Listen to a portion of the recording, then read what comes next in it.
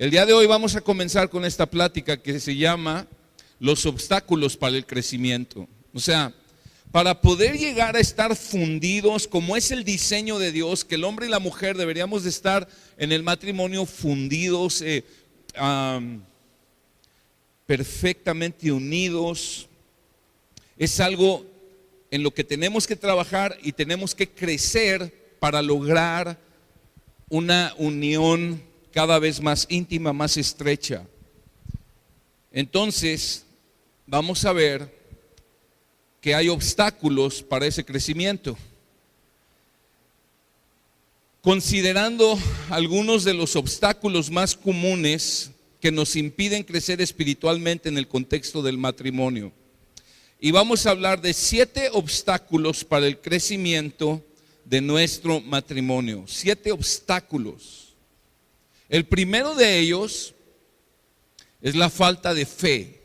Usted tiene que llenar ahí en su hojita y poner la palabra fe. Falta de fe. Ese es el primer obstáculo para que un matrimonio crezca espiritualmente y crezca en intimidad espiritual. La falta de fe. La falta de fe, dice Hebreos 1, ahí está en su hoja. Ahora bien, la fe es la certeza de lo que se espera, la convicción de lo que no se ve. Esa es la mejor definición de fe y está ahí en la Biblia. Es que estoy seguro de lo que estoy esperando y estoy convencido de que lo que ahora no veo, lo veré. ¿Por qué? Porque esa fe está centrada en Dios. Y Dios es el Dios que hace las cosas posibles. Dios es el Dios que hace que lo que no se ve ahorita se va a ver más adelante. Y sabes una cosa, la falta de fe es terrible. Mira el versículo 6, ahí está también en tu hoja. Y sin fe es imposible agradar a Dios. Porque es necesario que el que se acerca a Dios crea que Él existe y que es remunerador de los que le buscan. La falta de fe, hermanos, nubla la visión espiritual y nos impide ver a Dios en medio de nuestras circunstancias. En el matrimonio, cuando el matrimonio empieza a caer en incredulidad, empieza a caer en esta desesperanza, en esta falta de fe en el Señor, entonces su visión se empieza a nublar y dejan de ver a Dios en medio de sus circunstancias. Y dice el texto que la incredulidad provoca que sea imposible agradar a Dios. Es un gran obstáculo para el crecimiento de un matrimonio, porque la falta de fe quita la esperanza en Dios y la sustituye por confianza en la carne. Es cuando un matrimonio ya deja de confiar en Dios y empieza a confiar en sus propios recursos, en sus propios medios. Y cuando vienen los problemas y vienen las dificultades, uno hasta llega a decir: definitivamente creo que mi matrimonio no tiene remedio.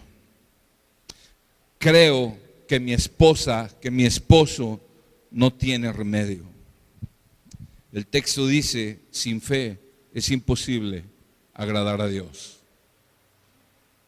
Y esa es la razón por que muchos cristianos no crecen y matrimonios no maduran. Dios no se agrada de la falta de fe. Escucha, de hecho Dios se ofende grandemente de la falta de fe. La blasfemia contra el Espíritu Santo, que es el pecado imperdonable, es cuando una persona ve las evidencias de la existencia de Dios, ve las evidencias de la obra de redención en Cristo Jesús, y esa persona no lo cree. Decide no creerlo. Eso es blasfemar contra el Espíritu Santo, porque está blasfemando contra el testimonio del Espíritu Santo. Que el Espíritu Santo vino a dar testimonio de Cristo. Y es el pecado imperdonable. El pecado imperdonable es resistirse, renunciar a creer en Jesucristo como Señor y Salvador. Es una ofensa, es la ofensa más grande que se le puede hacer a Dios. Y es imposible que una persona sin fe camine con Dios. Es imposible. Dice el texto, porque es necesario que el que se acerca a Dios crea que Él existe. O sea, cuando dice es necesario que el que se acerca a Dios crea que Él existe, dice, está hablando de el Dios de las Escrituras, el Dios de la Biblia. Está hablando de el Dios que se revela en la Biblia, no cualquier Dios, porque luego tenemos una idea equivocada de Dios. Y pensamos, no, mira, el Dios de los musulmanes, el Dios de los budistas, el Dios de los testigos, el Dios de los mormones, es el mismo Dios. No, la Biblia no enseña eso. La Biblia está hablando del único Dios vivo y verdadero. El cristianismo es una onda bien exclusiva, porque dice que hay un solo camino para llegar a Dios, y es Jesucristo. Y dice que hay un solo Dios, el único Dios vivo y verdadero es el que se revela en la Biblia. Y además dice que hay un solo mediador entre Dios y los hombres, Jesucristo hombre. El cristianismo es un sistema de creencia exclusivista, porque Dios así lo marca. Es exclusivamente a través del Dios que se revela en las Escrituras. Y dice además que Dios es galardonador, remunerador de los que le buscan. ¿Qué quiere decir eso? Que Dios premia a los que se acercan a Él con fe. Está bien esperar que Dios te premie cuando te acercas con fe. A Dios le agrada premiar a sus hijos. Y está bien esperar recompensa al acercarte a Dios. ¿Sabes? A veces en un matrimonio basta con uno de los cónyuges que esté lleno de fe para que ese matrimonio sea transformado. Claro que el matrimonio que crece y el matrimonio que crecen espiritualmente y en intimidad espiritual es un matrimonio que va creciendo en fe, que cada vez tiene mayor confianza en Dios. Ahí en el capítulo 3, versículo 12 de Hebreos, que tienes ahí en la hoja, dice: tengan cuidado, hermanos, no sea que alguno de ustedes haya un corazón malo de incredulidad para apartarse del Dios vivo.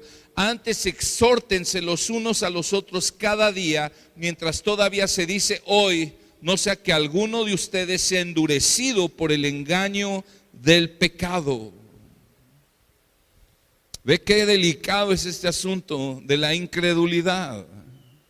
Ahora yo te hago una pregunta. Cuando están en dificultades o cuando están en buenos tiempos, las pláticas que tienen ustedes acerca de su matrimonio, ¿expresan fe y esperanza en el Señor o expresan incredulidad? O expresan, no, ya no la vamos a hacer, es muy difícil, no tiene caso, ¿para qué seguir batallando? Ya estoy cansado, etcétera. Eso es incredulidad. Necesitas creer lo que la Biblia enseña acerca de Dios, confiar en Él y creer que Dios puede cambiarte a ti y puede cambiar a tu cónyuge. ¿Te acuerdas cuando en una ocasión Jesús envía a sus discípulos a atravesar el mar de Galilea? Jesús se queda orando y ya cuando era la cuarta vigilia de la noche o la quinta vigilia de la noche, era en la madrugada, 3, 4 de la mañana, se desata una tormenta y entonces Jesús viene caminando sobre las aguas. Los discípulos lo ven, se espantan, piensan que es un fantasma. Jesús dice: tengan calma, soy yo. Ven que está caminando sobre las aguas. Pedro dice: Señor, yo quiero caminar también, manda que yo vaya a caminar sobre las aguas. Y dice Jesús: ven. Y Pedro empieza a caminar sobre las aguas en dirección a Jesús. Pero dice el texto que Pedro empezó a ver los vientos y las olas y la tormenta y se empezó a hundir. Y Jesús lo saca de las aguas y le dice: ¿por qué dudaste, hombre de poca fe? Y muchas veces en el matrimonio así sucede. empezamos a ver las tormentas, los vientos, las tempestades que se levantan contra nuestra vida y nuestro matrimonio y nos empezamos a hundir. ¿Por qué? Porque quitamos los ojos de Jesús por incredulidad, por falta de fe. Por falta de fe. Entonces, el primer obstáculo para el crecimiento del matrimonio es falta de fe. El segundo obstáculo es un sentido de autosuficiencia. Un sentido de autosuficiencia es lo que tienes que anotar en tu hojita. Y dice ahí el texto: hay retos en nuestra vida de fe que solo pueden ser cumplidos si permanecemos unidos a Jesús mediante una vida de oración. ¿Sabes el síntoma más evidente de autosuficiencia, de decir es que yo puedo, es que yo lo voy a hacer, es que yo soy Juan Camaney? Es la falta de oración. Es la falta de oración. El síntoma más claro de la soberbia es la falta de oración. ¿Por qué? Porque es por medio de la oración que nosotros dependemos de Dios. Cuando oramos, estamos reconociendo algo, estamos reconociendo: Señor, yo no puedo, pero tú sí puedes. Y la autosuficiencia es decir: yo puedo por mí mismo, mi experiencia, mis medios. Dice el texto en Juan 15, Jesús hablando a sus discípulos: yo soy la vid verdadera y mi Padre es el viñador. Todo sarmiento que en mí no da fruto lo quita, y todo el que da fruto lo poda para que dé más fruto. Ustedes ya están limpios por la palabra que les he hablado.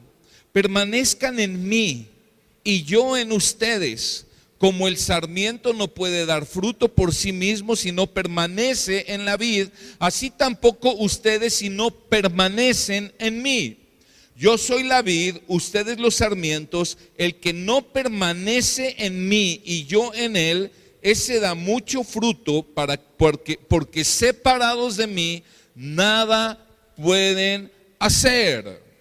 ¿Cómo podemos permanecer en Jesús? Una de las mayores expresiones de unidad y de permanencia con Cristo es la vida de oración. Es cuando de manera intencional buscamos la compañía de Jesús, buscamos su socorro, buscamos su dirección, buscamos su consuelo, buscamos su ayuda. Hermanos, eso se hace a través de la oración. Cuando Jesús estaba en el huerto de Getsemaní, dice el texto que le dijo a sus discípulos: velen y oren conmigo. El espíritu está dispuesto, pero la carne es débil. ¿Cómo permanecemos unidos a Jesús? A través de la oración, de estar orando y rogando en su presencia para que Él haga lo que nosotros sabemos que no podemos hacer. Un matrimonio que no ora es un matrimonio anémico, débil, desnutrido, infantil, que siempre está batallando con las mismas cosas. Es un matrimonio inmaduro y no crece. ¿Cuándo fue la última vez que oraron juntos? ¿Qué hacemos cuando hay problemas en el matrimonio? ¿Sabes qué hacemos? Dejamos de orar. Porque se siente uno indigno, o se siente uno ya sin esperanza, o sientes que no tiene caso, estás tan enojado, y deberíamos de hacer exactamente lo opuesto, deberíamos de orar. Porque solo Dios puede arreglarnos.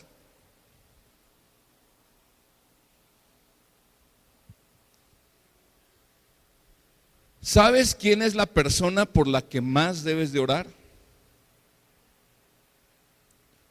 Por ti mismo.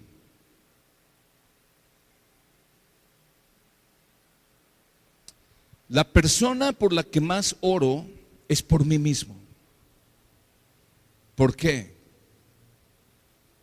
Porque soy un pecador soy un problema y si Dios no me ayuda, yo arruinaré mi vida, la de mi esposa y la de mis hijos. A veces creemos que es humildad decir, no, yo no oro por mí, yo oro por mi familia, oro por mis vecinos, oro por los pastores, oro por los misioneros, oro por los pobres, oro por todo el mundo, yo no oro por mí. Ay, mira qué humilde. Eso es soberbia. Eso es exactamente lo opuesto, es una soberbia gigantesca, creer que no necesitas oración, creer que no necesitas ser cambiado, creer que no necesitas la obra de Dios en tu vida. Es una soberbia gigantesca. La persona por la que más deberías de orar es por ti. Mi esposa necesita a un hombre de Dios. Mis hijos necesitan un papá lleno de Dios. Esta iglesia necesita un pastor lleno de la presencia de Dios. Y yo necesito orar por ese hombre. Ese hombre soy yo. ¿Está conmigo? Pero lo mismo es para ti. En el lugar donde Dios te ha puesto, en la familia que Dios te ha puesto, tu cónyuge necesita que estés lleno del Espíritu. Tus hijos lo necesitan. La gente a tu alrededor, en tu trabajo, en el ministerio, en donde sea que te muevas, necesitan que seas una persona llena de Dios. La persona por la que más debes de orar es por ti. Y eso es humildad. Porque eso es reconocer que sin Dios soy un fracaso y soy un pecador y sin Dios arruino mi vida, y no estoy exagerando. La segunda persona por la que más oro es mi esposa. Luego, en tercer lugar, mis hijos. Y en cuarto lugar, la iglesia y quien Dios ponga en mi corazón en el momento de estar en oración. Pero la falta de oración seca la vida espiritual, seca los matrimonios. Tercer obstáculo, una deficiencia en el cumplimiento de los roles, es decir, en el cumplimiento del papel que tenemos como cónyuges. Y ahí dice 2 puntos, dice amar y respetar, amar y respetar. Y ahí en Efesios capítulo 5 es uno de los mejores textos para aprender acerca del matrimonio. Dice Efesios 5:22, las mujeres estén sometidas a sus propios maridos como al Señor, porque el marido es cabeza de la mujer, así como Cristo es cabeza de la iglesia, siendo él mismo el Salvador del cuerpo. Pero así como la iglesia está sujeta a Cristo, también las mujeres deben estar a sus maridos en todo. Maridos, amen a sus mujeres, así como Cristo amó a la iglesia y se dio a sí mismo por ella. En todo caso, versículo 33, cada uno de ustedes ame también a su mujer como a sí mismo, y que la mujer respete a su marido. Subraya esa última parte. Cuando el último versículo, cada uno de ustedes ame también a su mujer como a sí mismo, y que la mujer respete a su marido. La necesidad primaria de una mujer es saberse amada por su esposo, saberse y sentirse amada por su esposo. La esposa sabe que su esposo la ama, pero ella necesita sentirse amada. Y cuando como varones no estamos expresándoles que les amamos, entonces vienen problemas. Cuando en vez de eso hay indiferencia, hay rudeza, hay problemas. La mujer Dios creó a la mujer de esa manera. Su mayor necesidad es sentirse amada por su esposo. Por eso dice Pedro en 1 Pedro 3, maridos, amen a sus mujeres, no sean ásperos con ellas. No sean ásperos. Porque la mujer es delicada en sus emociones, en sus sentimientos. Yo sé que todo ese rollo del movimiento feminista y que el poder de la mujer, y acá bien rudotas con su paliacate verde, puro rollo diabólico. El diablo distorsionando el rol de la mujer. La Biblia enseña que la mujer debe ser tratada con delicadeza, con ternura, con amor. ¿No es así, mujeres de Dios? Amén.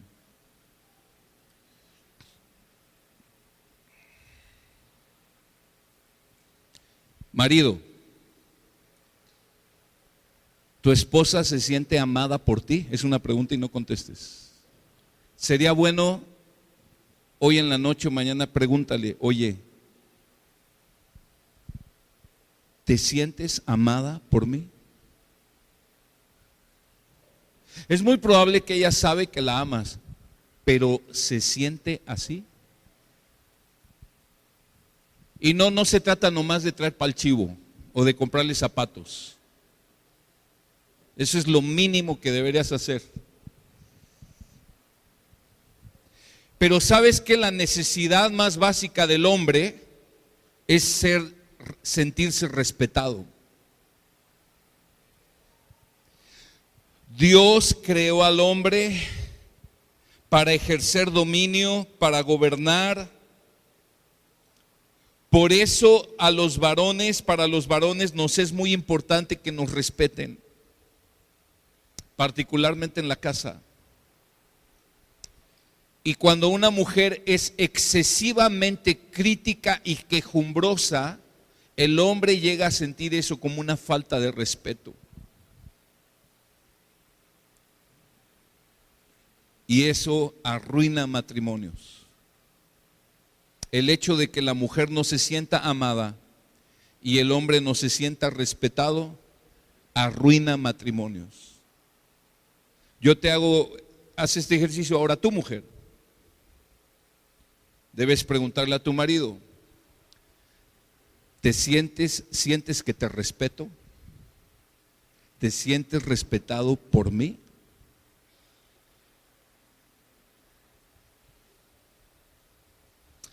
Hay un curso que dimos en el 2015, mi esposa y yo, basado en estos textos. Se llama Amor y Respeto. Esto es muy profundo. Amor y respeto. Son 5 enseñanzas. Las vamos a dar otra vez mi esposa y yo.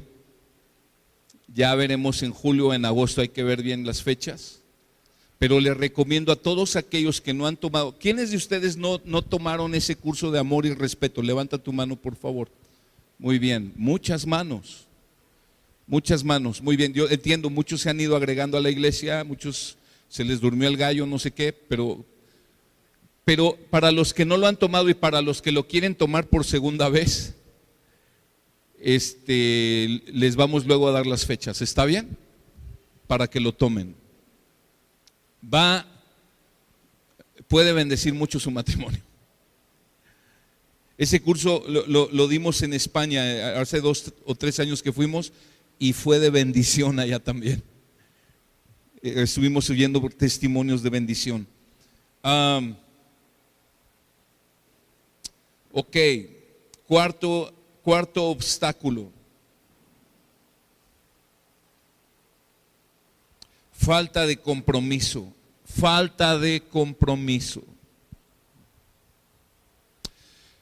Dice Jeremías 29:11: porque yo sé los planes que tengo para vosotros, declara el Señor, planes de bienestar y no de calamidad, para darles un futuro y una esperanza. Me invocarán y vendrán a rogarme, y yo les escucharé. Me buscarán y me encontrarán cuando me busquen de todo corazón. Me dejaré hallar de ustedes, declara el Señor, y restauraré vuestro bienestar, y les reuniré de todas las naciones y de todos los lugares a donde les expulsé, declara el el Señor, y les traeré de nuevo al lugar de donde les envié al destierro. Wow, qué promesa. Pero dice el Señor, yo me dejaré hallar por ustedes y les voy a restaurar. Y esta palabra es para el pueblo de Israel, pero bien se puede aplicar para cualquier persona que busca a Dios. Cuando un matrimonio busca a Dios, Dios se deja encontrar y los restaura, pero se requiere lo que dice el versículo 12 y 13, me invocarán y vendrán a rogarme y yo les escucharé, me buscarán y me encontrarán cuando me busquen de todo corazón, cuando se comprometan con todo su corazón a buscarme. Y sabes que aún en la iglesia hay mucha falta de compromiso para buscar a Dios, y ese es un gran obstáculo para que un matrimonio madure y crezca. El deseo de agradar a Dios debe ser nuestra mayor motivación. Sí, claro, si el matrimonio es un proyecto de Dios, como vimos ayer, si el matrimonio se trata de la gloria de Dios, si el matrimonio se trata todo acerca de Él, obviamente deberíamos de estar bien comprometidos en buscar a Dios, porque solo Él puede enderezar lo torcido. Solo Él puede quitar esas barreras de división que se levantan entre nosotros. Un compromiso con Dios que tiene una pasión por buscar de Él, conocerle, disfrutarle y obedecerle.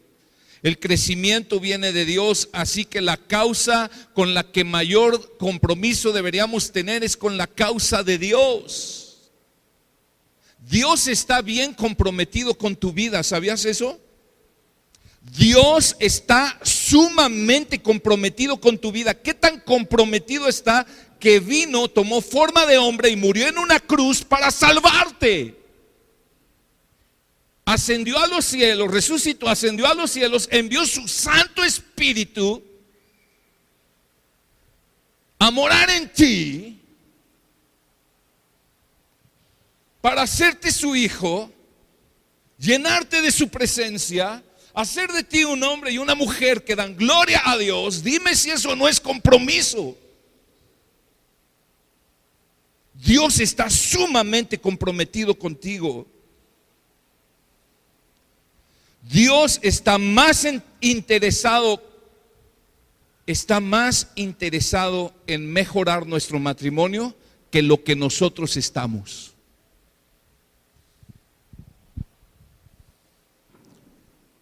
¿Estamos como matrimonio comprometidos con Dios? Ya sabes que a los gringos les encanta hacer encuestas. Y hay una encuesta, la General Social Survey, que hicieron entre el 2008 y el 2018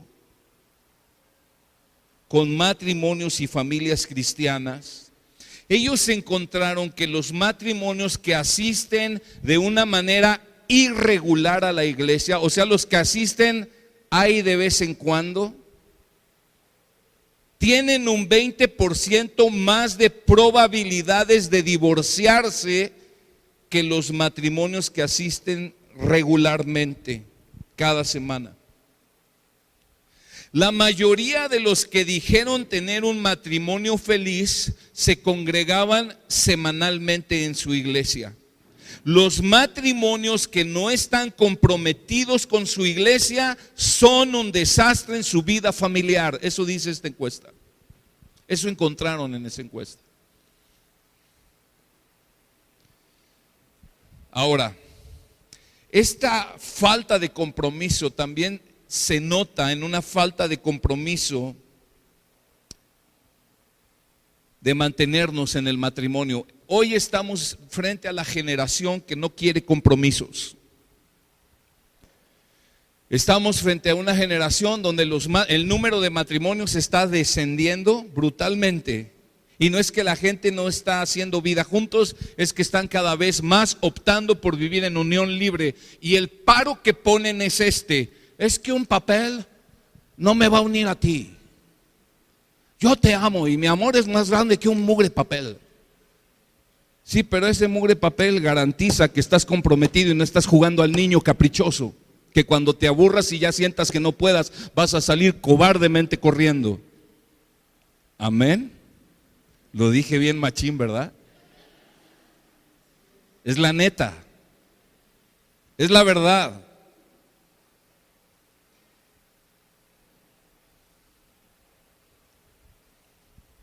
Estamos frente a una generación que no quiere compromisos. Estamos frente a una generación que se les hace muy fácil en cuanto empiezan los problemas salir corriendo, sea en el matrimonio, sea en la vida laboral, sea en la iglesia, sea en lo que sea.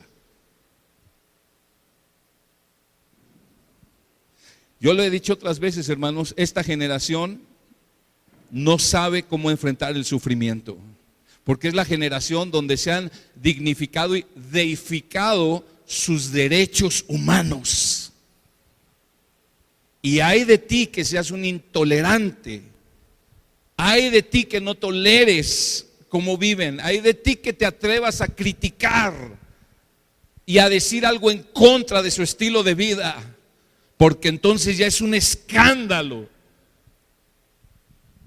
Está el mundo al revés.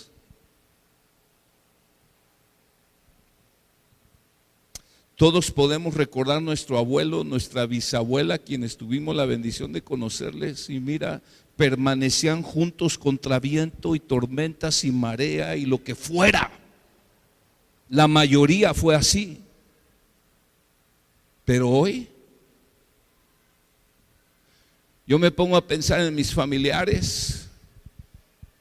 Gracias a Dios no en los más cercanos, pero hay mucho divorcio en las familias actualmente, mucho divorcio.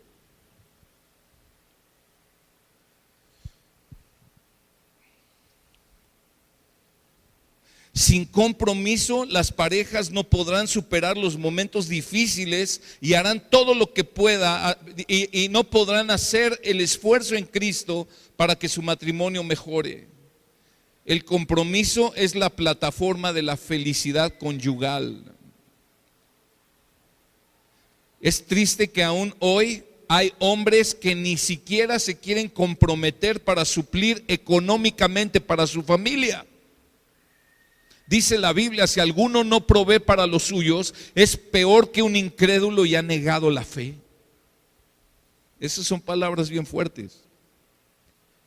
Las parejas comprometidas se apoyan mutuamente, están dispuestos a hacer sacrificios por su pareja y buscarán proteger su matrimonio de cualquier cosa o persona que lo destruya. Consideran que su cónyuge es la persona, es más importante aún que ellos mismos, y recuerdan que el bienestar de su pareja es su máxima prioridad. Si no puedes decir amén, diga ouch aunque sea. Quinto obstáculo para el crecimiento de un matrimonio: ira acumulada en el corazón. Ira acumulada en el corazón. Ira acumulada.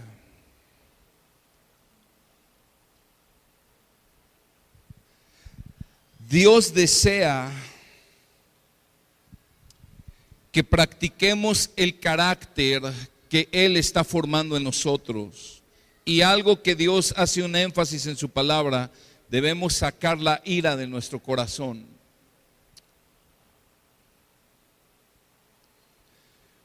Un psicólogo profesional llamado Charles Spielberger define la ira de la siguiente manera. Él dice que la ira es un estado emocional que varía en intensidad y que puede ir desde una irritación moderada a una furia y una rabia intensas.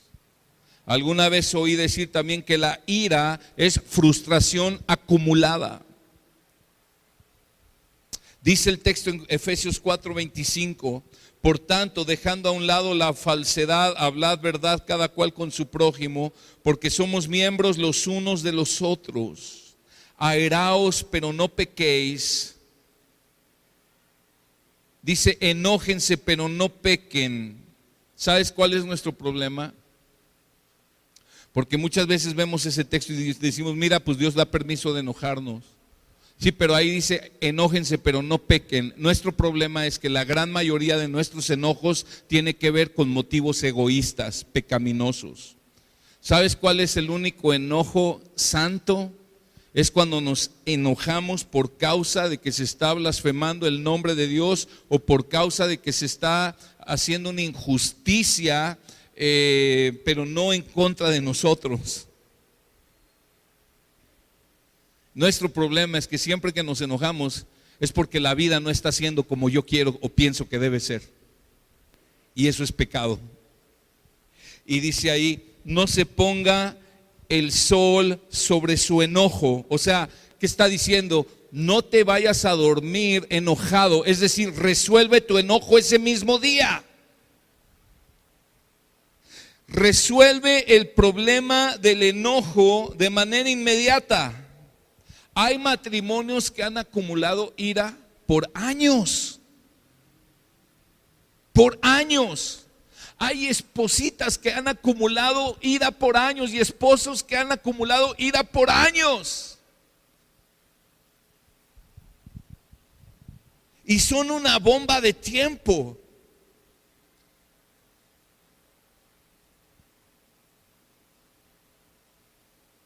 Si cuando surge la violencia en el matrimonio no fue de la noche a la mañana, se acumuló ira, resentimiento, rabia. No contestes porque puedes ahorita perder la vida, pero ¿alguna vez has sentido que te dan ganas que tu cónyuge se muera?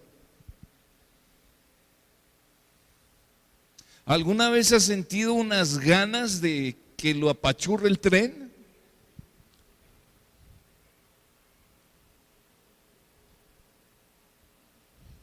Cuando damos lugar a la ira, damos lugar al diablo en nuestro matrimonio. Mira el versículo 27, ni den oportunidad al diablo.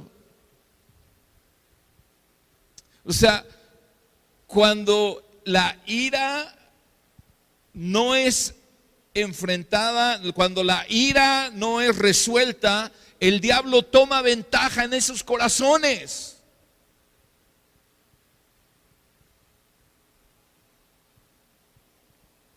Dice Santiago 1:19, esto sabéis, mis amados hermanos, pero que cada uno sea pronto para oír, tardo para hablar, tardo para la ira. Es interesante ese versículo, porque de acuerdo a lo que dice este versículo, la persona enojona se caracteriza porque no sabe escuchar. Léelo otra vez, dice, cada uno sea pronto para oír, tardo para hablar, tardo para la ira. La persona enojona no sabe escuchar, se enoja, solo le importa lo suyo y no lo de los demás, no lo de su cónyuge. Esto es un gran obstáculo para el crecimiento de un matrimonio. Además dice el versículo 20, pues la ira del hombre no obra la justicia de Dios. ¿Qué está diciendo? La ira del hombre, el enojo del hombre nunca va a hacer lo que es agradable delante de Dios, lo que es recto ante los ojos de Dios. Un proverbio chino dice, cuando estés enojado nunca escribas una carta, porque cuántas veces hemos dañado a nuestro cónyuge en un arranque de ira. ¿Alguna vez has lastimado a tu cónyuge en un arranque de ira? Dijiste cosas, hiciste cosas que le hirieron. Si eres honesto tendrás que decir que sí. El sexto obstáculo es la falta de perdón. Y yo creo que este es uno de los más grandes obstáculos en el crecimiento de una persona y de un matrimonio, en el crecimiento espiritual. Toda falta de perdón siempre produce un alejamiento. Toda falta de perdón produce un alejamiento y además crea una fuente de amargura en el corazón y afecta el gozo de la salvación, dice ahí. el pecado siempre trae separación y la única provisión para ello es el perdón. Dice el texto: y cuando estén orando, perdonen si tienen algo contra alguien, para que también vuestro Padre que está en los cielos os perdone vuestras transgresiones. Pero si vosotros no perdonáis, tampoco vuestro Padre que está en el cielo perdonará vuestras transgresiones. Quiero que mires con seriedad este texto, porque me temo que muchos no tomamos con seriedad ese texto. Este texto está diciendo esto: si tú no perdonas a tu prójimo, contextualizando, si tú no perdonas a tu cónyuge, tu Padre que está en los cielos no te va a perdonar a ti. ¿Eso es lo que está diciendo o no? Ahora, una vez que tú eres salvo en Jesucristo, has alcanzado el perdón de Dios para salvación. Y ese perdón de Dios para salvación tú ya lo tienes garantizado por cuanto viniste en fe a Él, reconociste que eres un pecador, Él le pediste perdón, Él te perdonó y eres salvo y lo tienes garantizado. Pero hay otra clase de perdón que necesitamos y es el perdón temporal de Dios. No estamos hablando de un perdón para salvación, pero estamos hablando de un perdón para restaurar la comunión con Dios, la intimidad con Dios, la cercanía con Dios, nuestro caminar cercano con Él. Y ese lo necesitamos todos los días, porque todos los días pecamos. De hecho, no sé si te pasa a mí, pero a mí cada que empiezo a orar, cuando me levanto en la mañana, en la madrugada o a la hora que me levante a orar, siempre, invariablemente, cuando empiezo a orar, empiezan a venir mis pecados, los pecados recientes que acabo de cometer. Y tengo que estar pidiendo perdón a Dios por esos pecados. Porque siento que si no pido perdón a Dios por esos pecados, no puedo fluir en oración, no puedo caminar con Él. Eso es el perdón temporal de Dios. Y a esto se refiere el texto.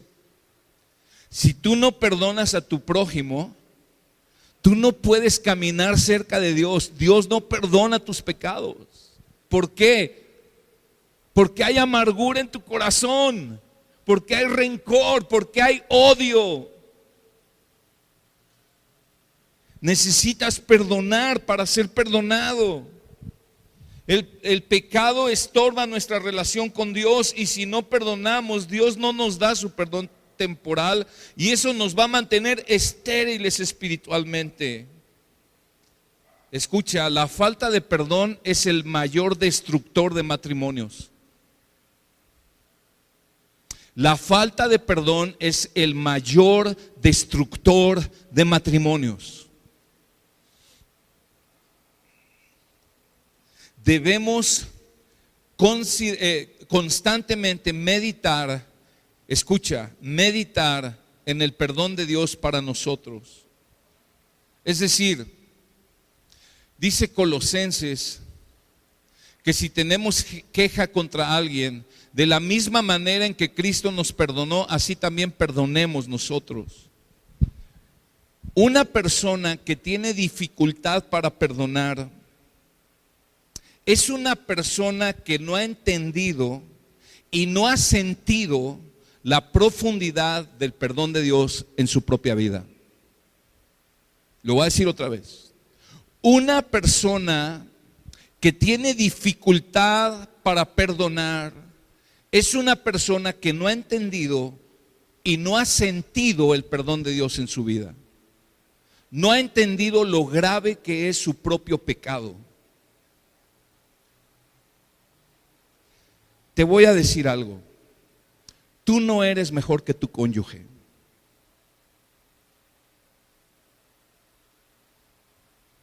Tú no eres mejor que tu cónyuge. Aunque tu cónyuge quizás haya cometido pecados más escandalosos que el tuyo o que los tuyos, a los ojos de Dios estás exactamente en la misma condición. Eres un pecador. No, yo ya soy hijo de Dios. Sí, eres un hijo de Dios, pero sigues pecando. Y no eres mejor que tu cónyuge. y tanto tu cónyuge está desesperado por el perdón de Dios como tú deberías de estar desesperado por el perdón de Dios. Cuando mi esposita, esta chaparrita tan chula, y yo tenemos problemas, tenemos dificultades, y me siento acá que la traigo atravesada, lo que me ha sacado del atolladero es meditar en cuánto Dios me ha perdonado a mí. Cuánto Dios me ha perdonado a mí. Cuánta paciencia, cuánta misericordia, cuánta gracia Dios ha extendido en mi vida por mis palabras, mis pensamientos, mis acciones. Y empiezo, eso me quebranta delante de Dios. Y sabes, es mucho más fácil perdonarla a ella. ¿Está conmigo? A eso se refiere el texto. La falta de perdón es una arrogancia muy grande, hermanos. Porque es pensar que soy mejor que el que me ofendió. No, no eres mejor.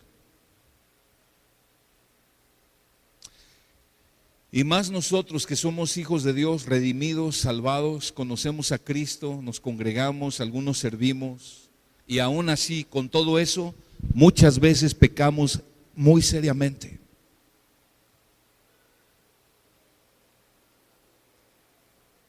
Y Dios sigue teniendo misericordia.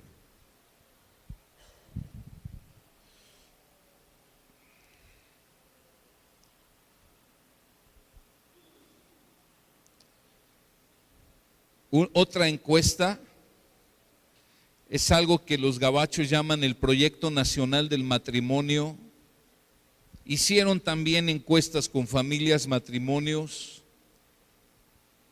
y encontraron que las parejas casadas cuyas relaciones se caracterizan por cuidarse y perdonarse mutuamente tienen niveles más altos de satisfacción, de estabilidad conyugal, menos conflictos y están más satisfechos sexualmente. Matrimonios que han aprendido a cuidarse el uno al otro y a perdonarse. Te tengo noticias. Sí, tu cónyuge te va a seguir ofendiendo hasta el último día. Te casaste con un pecador, ¿qué querías? ¿Y sabes qué es lo más grueso? Que ese cónyuge que tú tienes se casó con otra persona que también es pecadora. ¿O no? Y necesitamos aprender a perdonarnos. La falta de perdón es el mayor destructor de matrimonios. Ayer dije esto que dice John Piper. ¿Sabes cuándo puedes dejar a tu cónyuge? Cuando Cristo deje a su esposa.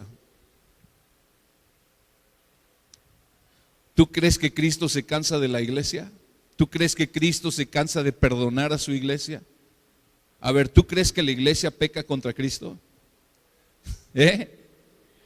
Todo el tiempo. ¿Y Cristo se ha cansado de ella? ¿Por qué tú y yo decimos, ya me cansé? Ya me cansé de esta vieja que tú me diste. Ya me cansé de este viejo barrigón que tú me diste. Le agregué el barrigón para que no sientan mal las señoras. ¿Acaso Cristo ya te dijo algún día que estabas en oración, párale, ya me cansé de ti? ¿Te ha dicho eso Cristo? ¿Sabes cuándo Cristo te va a decir eso? Nunca. Nunca.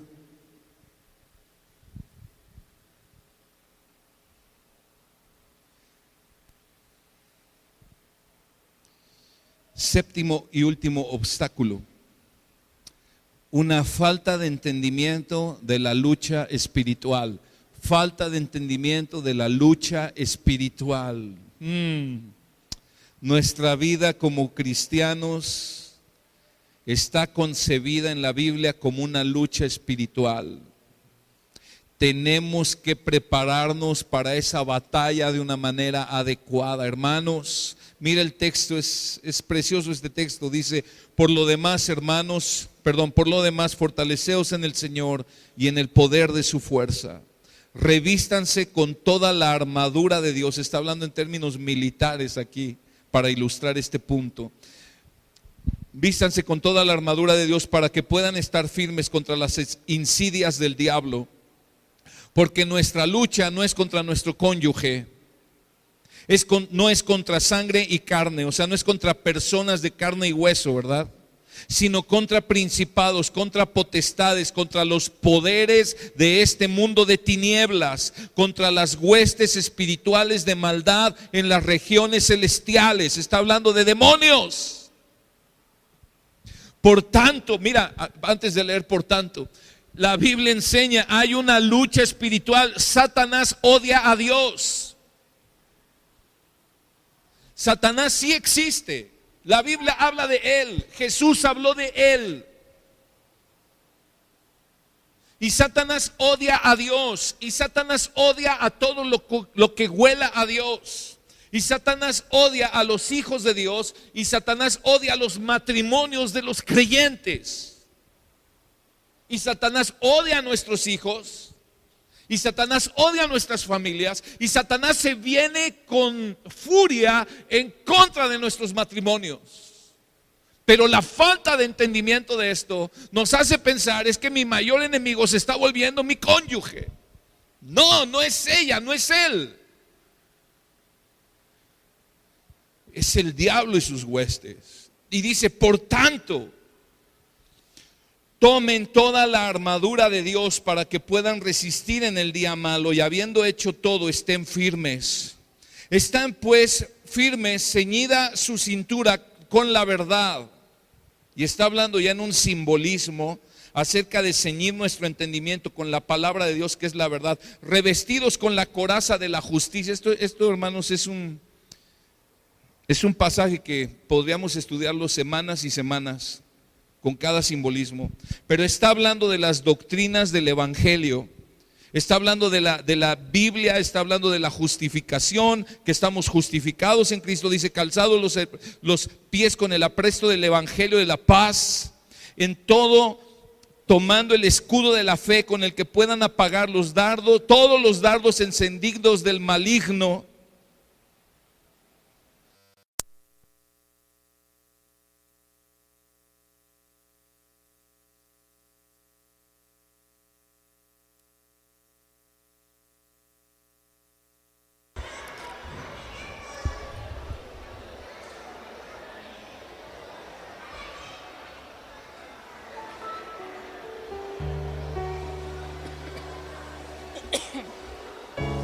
Sí, ok, puede.